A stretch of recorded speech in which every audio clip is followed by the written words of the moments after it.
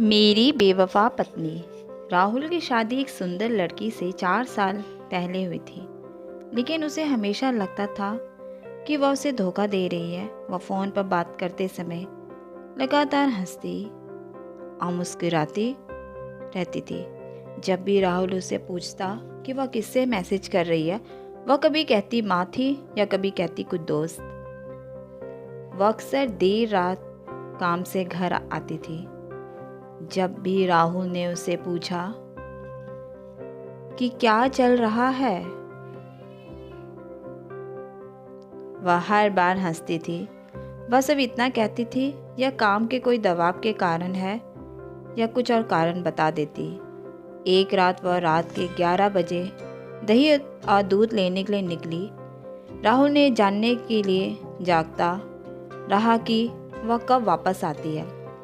वह 2 बजे वापस आई। अब बस इससे ज़्यादा राहुल नहीं बर्दाश्त कर सकता था। उसने कुछ सबूत हासिल करने के लिए एक निजी डिटेक्टिव को काम पर रखा है। राहुल अच्छी तरह से जानता था कि बिना किसी सबूत के तलाक के लिए फाइल आगे बढ़ना मूर्खतापूर्ण होगा। जासूस ने अपना काम बखूबी किया और कुछ ही दिनों में उसने राहुल को सबूत दिए कि उसकी पत्नी अपने एक दोस्त के साथ उसे धोखा दे रही है। राहुल उसे तलाक देने के लिए तैयार था, लेकिन उसने सही समय आने का और उस पर हुए अन्याय का बदला लेने का इंतज़ार किया। उसकी पत्नी का जन्मदिन कुछ ही हफ्तों में था। राहुल ने उसे पूछा कि वह अपने जन्मदिन पर क्या चाहती है। उसने राहुल से कहा कि वह अपने जन्मदिन पर काम करने में व्यस्त होगी। उसने राहुल से कहा तुम अपने दोस्त के साथ कुछ छुट्टी पर घूमने के लिए जा, क्योंकि वह उस हफ्ते में के दौरान ऑफिस के कामों में बहुत व्यस्त होगी।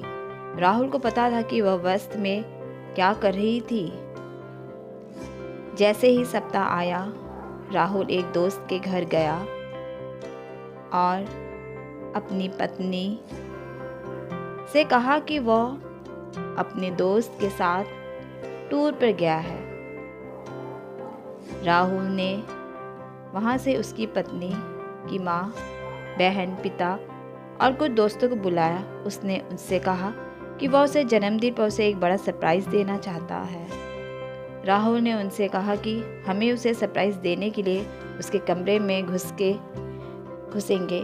सुबह का समय था। घड़ी का समय 7:15 था। राहुल अपने अपार्टमेंट में ठीक बाहर सभी से मिला। वो सब लिफ्ट में गए। वो अब कुल